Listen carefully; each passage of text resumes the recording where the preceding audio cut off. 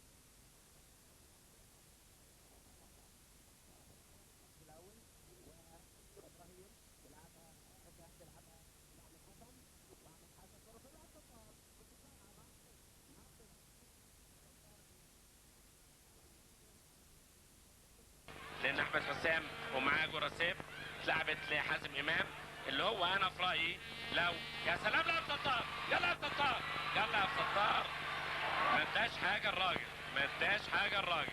بنعتمد عليه محمود الجواري هجمه سريعه جدا من ناميبيا وقطع له القدم على تسلل في تسلل ريجينال بودونج اللي ماسك فراوده لفريق ناميبيا.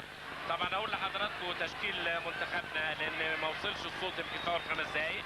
نادر السيد لحراسه المرمى وابراهيم حسن وعبد الظاهر الساعي وابراهيم سعيد ومحمد عماره هاني رمزي واحمد حسن. وادي هجمه كويسه لمنتخبنا لكن الكره تطلع بره خط الوسط. هاني رمزي واحمد حسن ارتكاز. عبد الستار صبري وحازم امام بيكملوا احمد حسام وحسام حسن. الى رقم 8 وينتون جاكوب.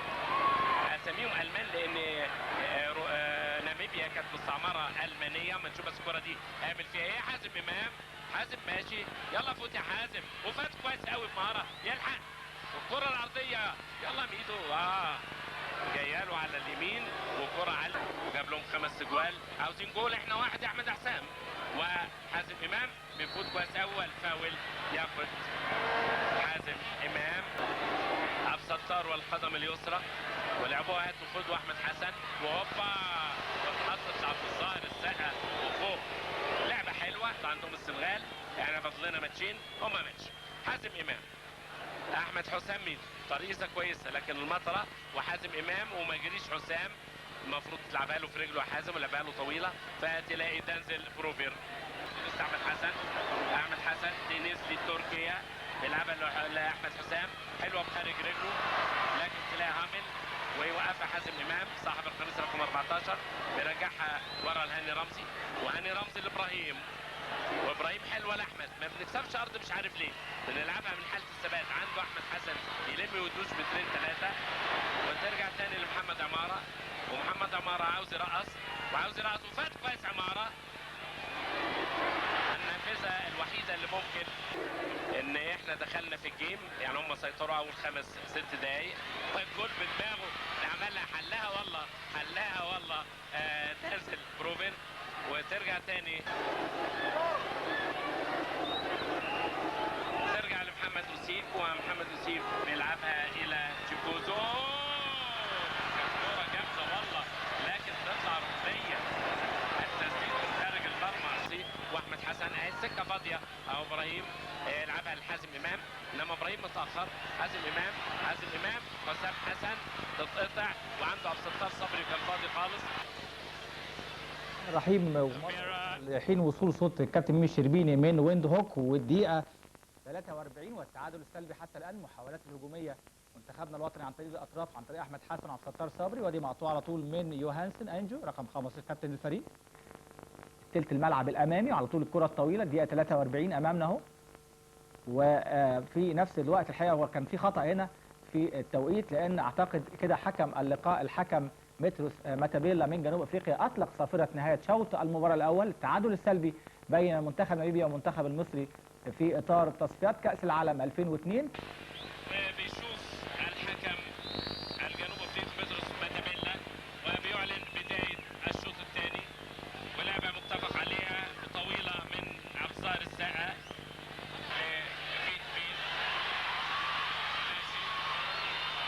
بيلعبها جوه الصندوق واعتقد كره ركنيه. الكره العاليه وتعدي نادر، لكن بيت بين اللي متابع يحطها بره. بيت بين عبد الستار صبري لحازم امام. احمد حسن تمرير كتير، فات حازم وفات حازم.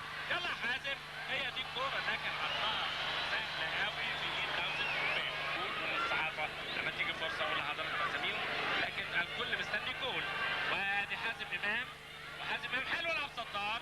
يلا عبد الستار وبيلعبها بعيده قوي تلاقي ابراهيم حسن، انما الى حد ما بيعتمدوا دايما على الناحيه الشمال بنجامين. لعبه حلوه قوي من على الجزمه وخدت انفراد كامل وعاوز يحط جول.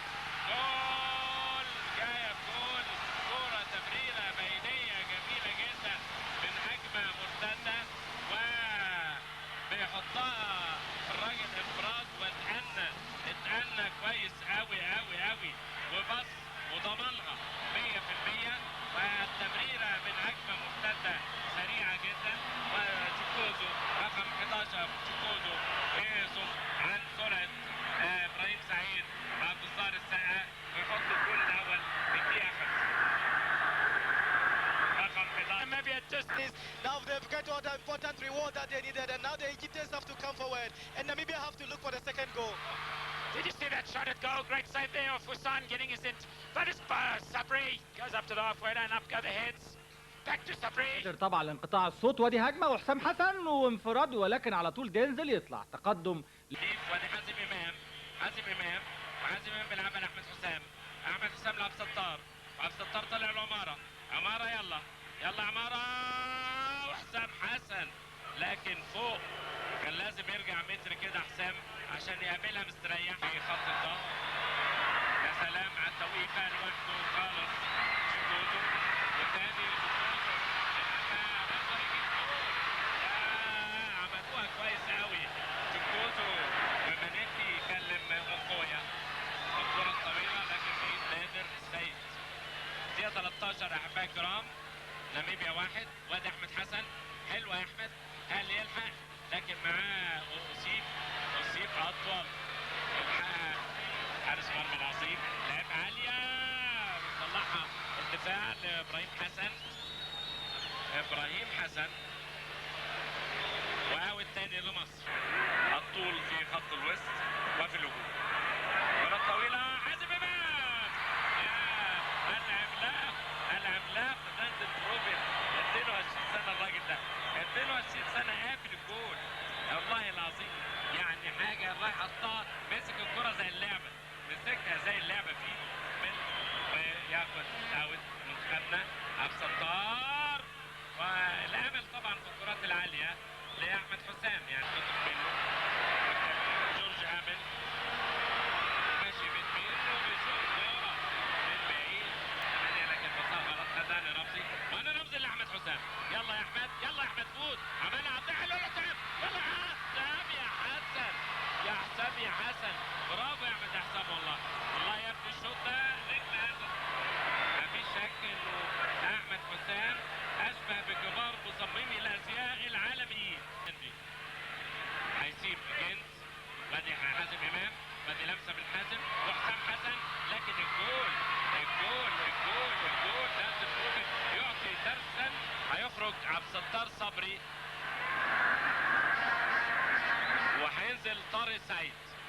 عبد الستار صبري خرج وطارق سعيد ده مكان الجبهه اليسرى، وهيخرج حسام حسن وهينزل محمد اليماني. والله شكله حالق زي محمد اليماني في هذا اللقاء. ولاوت لجيكوزو يحطها لكن بيطلعها بظهر الساقة، وحتى الكرات الثابته انما حطها بظهر ساقة جوه الملعب.